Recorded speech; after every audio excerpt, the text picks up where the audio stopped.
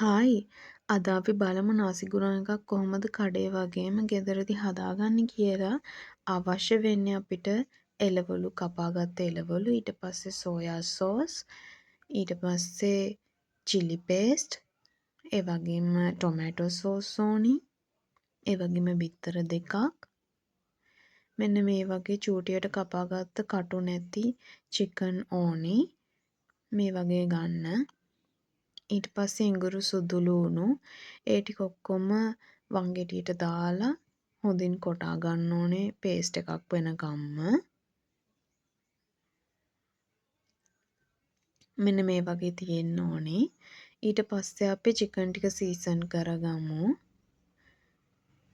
ඒකට අපි රස අනුව ලුණු දාගන්න ඕනි. ලුණු මම නම් හැඳි භාගයක් දාගත්ත තේ හැඳි. ඊට පස්සේ සෝයා සෝස් තේ හැඳි 2ක් දාගන්න. ඊට පස්සේ ඉඟුරු සුදු ලුණු පේස්ට් එකකින් ටිකක් අරගෙන ඒකේ ඉස්ම ටිකක් මෙරික ගන්න. මෙන්න මේ වගේ. ඊට පස්සේ ඒ පේස්ට් එක හොඳින් අනා ගන්න ඕනේ. අපි චිකන් වලට හොඳට මික්ස් වෙන එක අනාගෙන ඊට පස්සේ අපි ඒක වහලා තියන්න ඕනේ පැත්තකින් විනාඩි 15ක් විතර. ඊට පස්සේ මේ අතරේ අපි බත් එකත් ලිපේ තියාගමු. ඊට පස්සේ අපි පේස්ට් එක හදාගන්න සෝයා සෝස් තේ හැඳි 6ක් දාගන්නවා. ඊට පස්සේ සීනි තේ හැඳි 1/4ක් චිලි පේස්ට් දාගන්නවා. රස අනුව සැරට කන්න කැමති කෙනෙක්ට වැඩිපුර දාගන්න පුළුවන්. ඊට පස්සේ ඉඟුරු සුදු ලුණු පේස්ට් එකකින් ඉස්ම ටිකකුත් අපි මේ විදිහට මිරික ගන්නවා.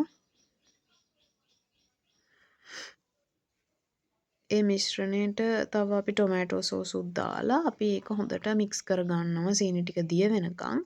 ඊට පස්සේ තාච්චියක් ලිපේ තියලා ඒක රත් වුණාට පස්සේ තෙල් දාලා අපි මේ විදිහට චිකන් ටික බැද ගන්නවා. විනාඩි 10ක් මේ විදිහට බැද ගන්න. මෙන්න මේ විදිහට. ඊට පස්සේ අපි ඒ ටික කොලයකට දාලා තෙල් ටික බේරෙනකන් තියලා තියෙනවා.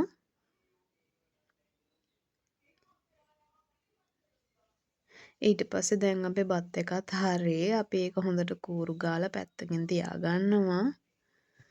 මම දැන් ලොකු තාච්චියක් ලිපේ තියලා ඒක රත් වුණාට පස්සේ තෙල් දාලා ඉඟුරු සුදු ලුණු දාලා හොඳට බැද ගන්නවා. මෙන්න මේ ආකාරයට. ඒක රන්වන් පාට වෙනකම් බැද ගන්න. ඊට පස්සේ මම ඒකට කැරට් ටික දාලා ඒ ටිකත් බැද ගන්නවා. ඒක විනාඩි 3ක් විතර බැද ගන්න. ඊට පස්සේ ඉතුරු ගෝවා ටිකයි ලුණු ටිකයි දාලා හොඳින් බැද ගන්න ඕනේ විනාඩි 3ක් විතර. ඊට පස්සේ රස අනුව ලුණුත් දාගන්න. ඊට පස්සේ බිත්තර දෙකක් දාගන්න. දැන් හොඳට මික්ස් කරගන්න ඒක.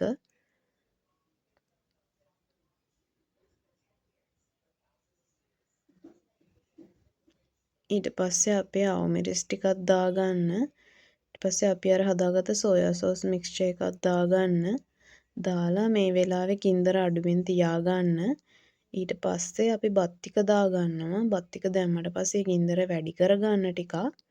වැඩි කරලා හොඳින් මික්ස් කරගන්න මේක.